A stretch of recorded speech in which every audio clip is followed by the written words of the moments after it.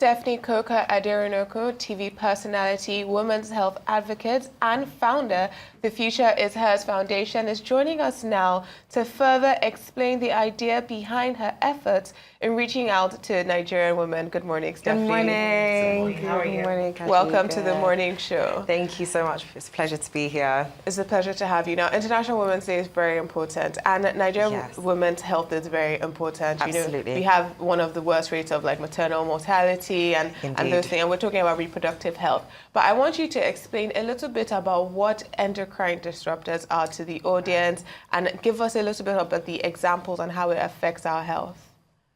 Great question. So endocrine disruptors are things that interfere with the body's makeup. So your hormonal levels, right? Things like plastic, PFAs, food. There's certain foods that we eat that disrupts the endocrine system, and even the, I don't even want to say even the air that you breathe, but there's I don't want to create fear, right? But there are disruptors in most things that we use. Even the clothes that we put on our bodies, the skin is the biggest organ, right? So anything we use on our bodies goes into the pores, and you know what happens there. There are products like, dare I say it, hair relaxers that women use that they have things in them that can disrupt the endocrine. Now, the problem is really in the formulation. It's not really just about the things that are inside these products. It's in the formulation. And the issues that we've seen are the fact that the regulation and the standardization is just not strict enough in Nigeria. So, for example, somebody can really wake up and create their own product and then go to NAFTAC. Maybe they'll even, a toxicologist that was on the panel gave us a great example of somebody creating a pure water company and using a bottled water to put it inside the plastic and give it to NAFTAC. And, after that there was, because how do you keep, I'm sure NAFTAC are not going to keep going to the person's place of establishment and keep checking whether the water, so we have to really be our own saviors, because nobody is really going to come and save us when it comes to this endocrine disrupting thing. It's a really big issue. And NAFTAC, they've taken a stand against fake drugs and things like that. But it's not just that. It's really about the regulation. Who are we even allowing into the country to sell us products? There are things that are banned in other countries that are allowed here. I mean, yes, in the US, they're more lenient when it comes to sugar. The EU are stricter, right? But what are we giving our kids? These endocrine disrupting agents don't start when you're in your teen years or when you're an adult. It's from when you're younger. What are we feeding the children, And I don't want it to be in the name of, oh, we're modernized. We can go to eatery. There are fast food joints. Let me take the kids there. You feel like, oh yeah, I'm a big girl, I'm a big boy, I can take my family out every weekend. Do you know the processes? Do you know what is really in these foods? And the food industry is a big conglomerate, so you can't even come after them like that. But we as consumers need to really be aware and read packets. We don't, when you go to the grocery store, do you read? Mm-hmm.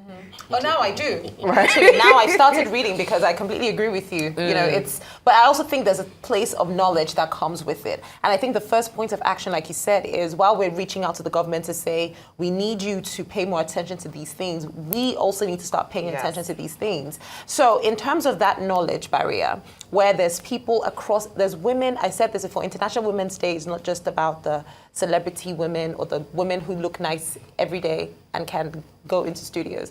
There are market women as well. Mm-hmm. There are women in IDP camps. There are women everywhere that's celebrating as well. How do we make sure that this information is getting to the lowest point, to the grassroots, to make sure that everybody is in sync? Yes, and that comes with access. Mm-hmm.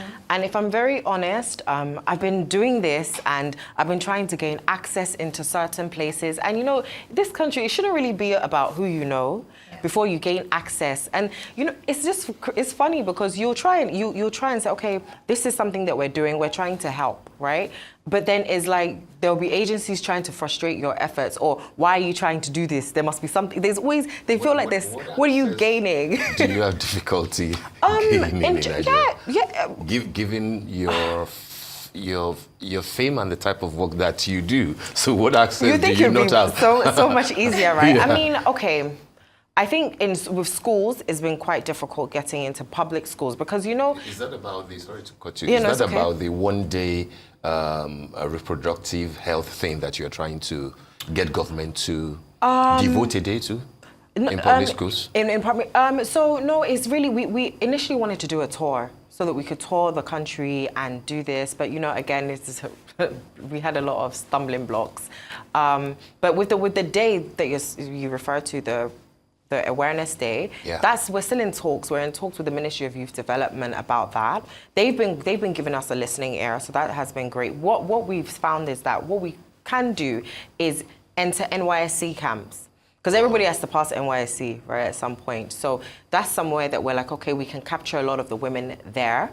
But when it comes to other places like these, the IDP camps, I mean, it's been a bit difficult, but these are the people that we really want to talk to because private educated students that are in private education, they have more knowledge, they have the internet, but these younger girls that are in rural places, they don't have the access, they're not sure what's happening to them. Can I ask a question? Because, when it comes to the children in private schools, they have more money and therefore more choices. There might be some push, like because you said the endocrine disruptors are in everything, but you also just gave the example of relaxer or like packaged foods from abroad.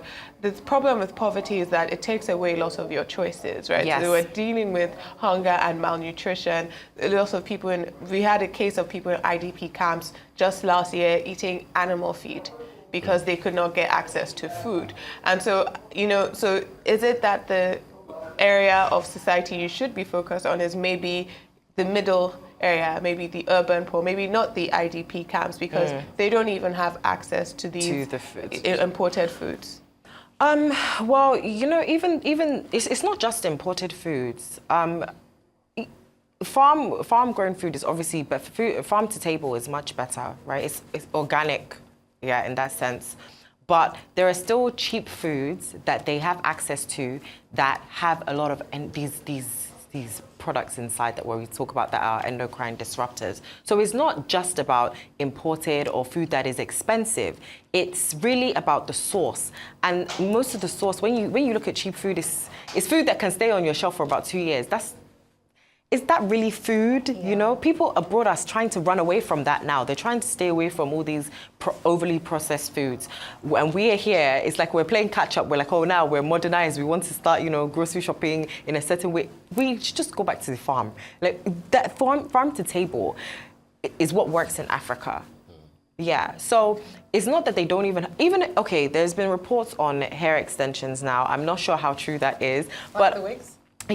The wigs, the braiding hair, okay. They have found some plastics inside there that they say are toxins inside. Yeah, but there's I'm not sure about. Yes, there. exactly. So they used the levels of exposure if you ingest something rather than if it's on your body, because there are different levels for chemicals in creams versus in food. And that's when we talk about formulation. So it's important not to to scare people and say, oh, don't use anything again if you use this one. It's really about knowledge. And that's what our toxicologist spoke about. You are your own hero. Because you see something on the shelf does not mean, okay, it's perfect for you. Does not mean you should eat it every day. And everything should be in moderation. If you are going to eat certain foods, you can't eat it every day just because it's cheap or maybe because you like it or it's available. You have to understand that people are trying to sell their market at the end of the day. So you have to be in charge of your own health, and that's what we're really trying to push. But when it comes to women's health, we already know that women spend more of their years in poor health than men, even though we have a longer life expectancy. And there's money that's being lost to that as well, because women are spending more years in poorer health conditions. So that's something that we're also trying to address as well. But that's a whole different ballgame. Issue. Yeah. Now you have, like we rightly introduced, I'm just I'm going to piggyback off what you said about, you have the access, you're popular, so it should be easy. It's not my sister. Now, I want to talk about your experience. That obviously you've done television, and everyone knows Stephanie as, fun, vibe, and exciting.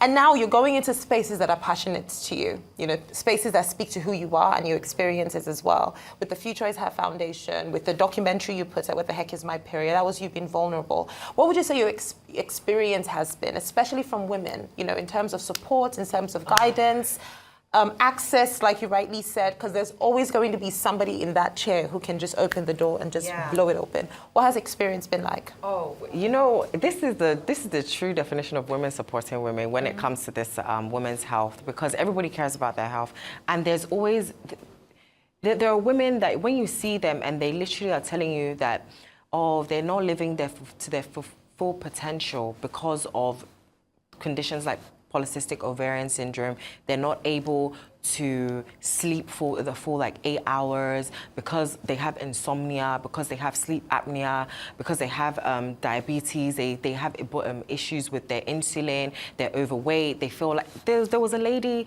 that was on the documentary and her husband actually left her because she was unable to conceive, right?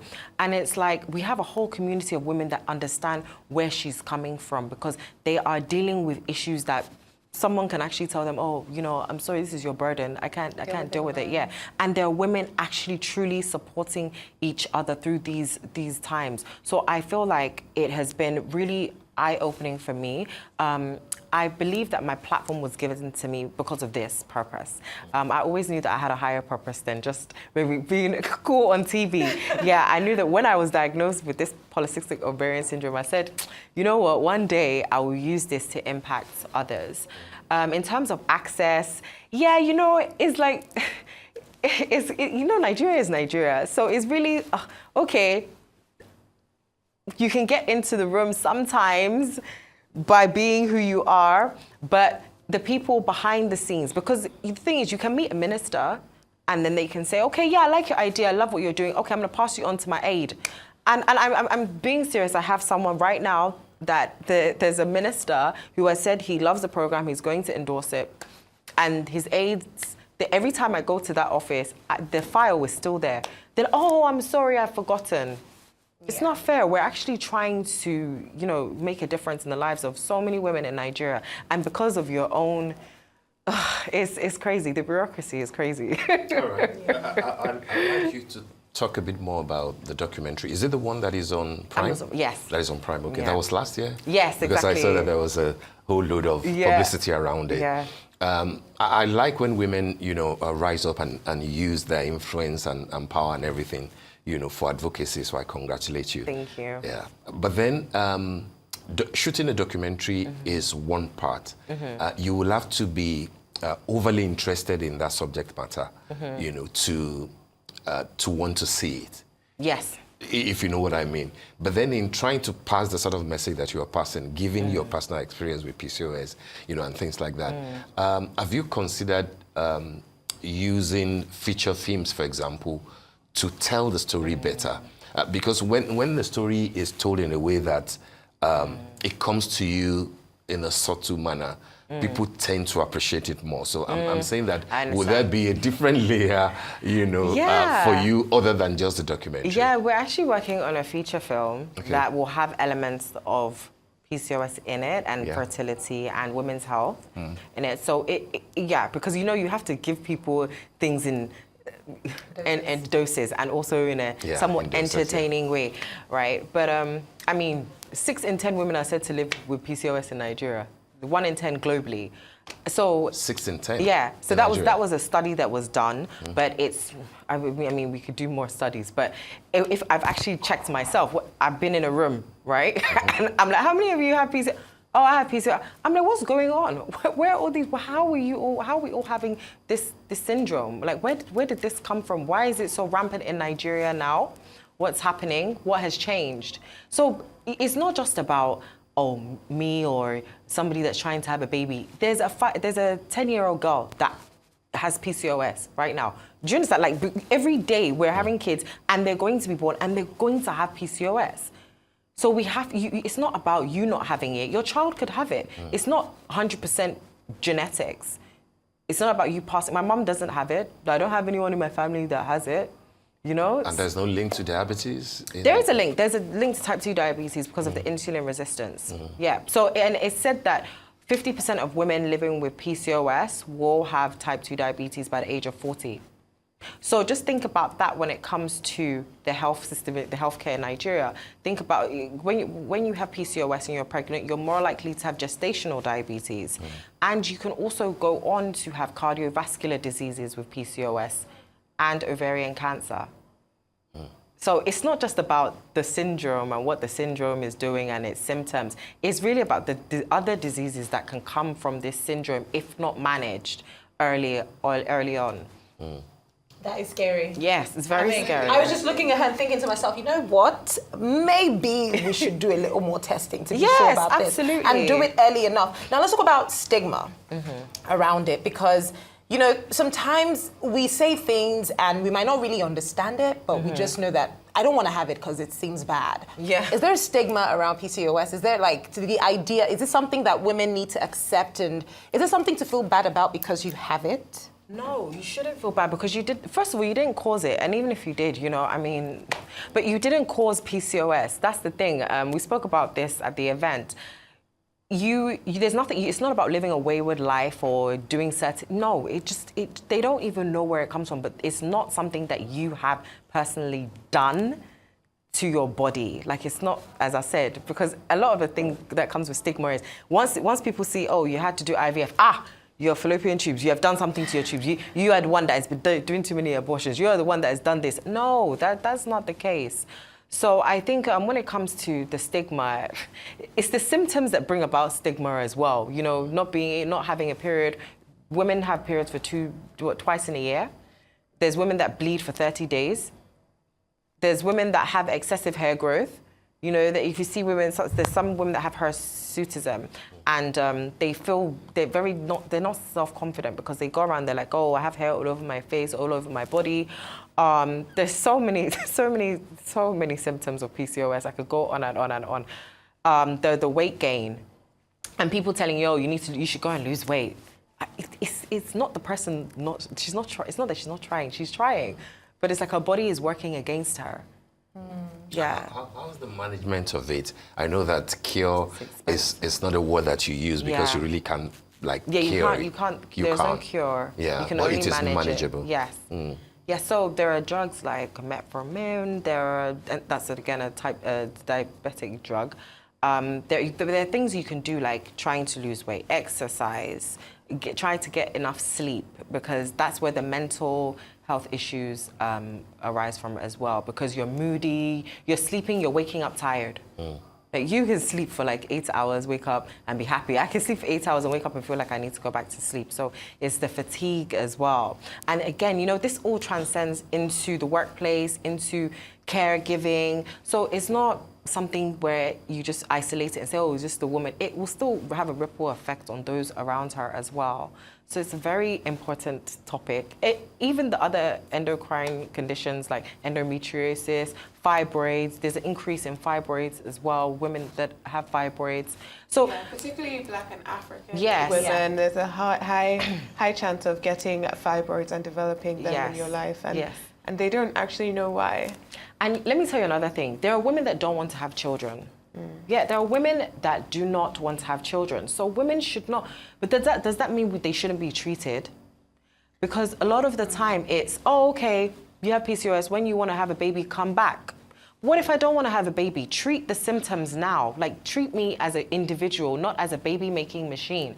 I want to have a healthy life. What do I need to do to have a healthy life? It's not when I get to 40, you now tell me, oh, by the way, you need to do this because you're on your way to diabetes, you need to do this. Why are you not telling me this earlier on? Do you understand what I mean? A lot of the time, a woman's body is attached to giving birth, and her health is only taken seriously in some cases when it comes to fertility. And that shouldn't be so. How accessible is the help for this? Because you mentioned something about it being very expensive. Yeah, there are some of the drugs that are quite expensive. There's Ovasitol, the drugs that people use to try and regulate their periods. It's expensive. It's not cheap. So how do we subsidize? What can we do to help these women? And it's not, you think about it like, oh, it's just a syndrome. It's not just a syndrome. It's something that truly impacts every aspect of the woman's life. Yeah, it's a tough one. But so for the access that you that you seek, what precisely do you think that government can do, or what sort of support will you need for your advocacy? I think access to the young girls, first of all, yeah, and being able to create awareness so they are also aware. So if you see a change in your body, oh, okay, maybe I missed the period like twice this year, or let me get checked out, let me do a hormonal test. Creating that self-awareness of, so they understand what is happening in their bodies. Yeah. So access to being able to create that awareness. I would also say policy change. Yeah, we need stricter regulations when it comes to certain, as I've said, food items, plastics. Yeah. I commend what the Lagos State is doing with the plastic bags in supermarkets. I mean, I took a cloth bag to the supermarket the other day, and I was quite happy. I was like, oh. The Ministry of Environment is doing yes, okay, yeah. So I saw that. I said, yeah, so these are things that can really help us. Yeah, and it shouldn't just be down to the private sector. I mean, Pure Life Health really helped us with the event, right? But I think the government can also come in and help with the advocacy that we are trying to do as well by giving us access and taking it as an important topic as well. Yeah. Absolutely. Because it affects maternal health as well. It does. Yes, and I see that they're trying to curb mortality. Yeah, definitely. And women make up half of this country, and our health, as you said, is vital, not just as baby makers, but as human beings. Thank you so much for joining us today, Stephanie. And thank you for sharing your story and your advocacy. Thank you so much.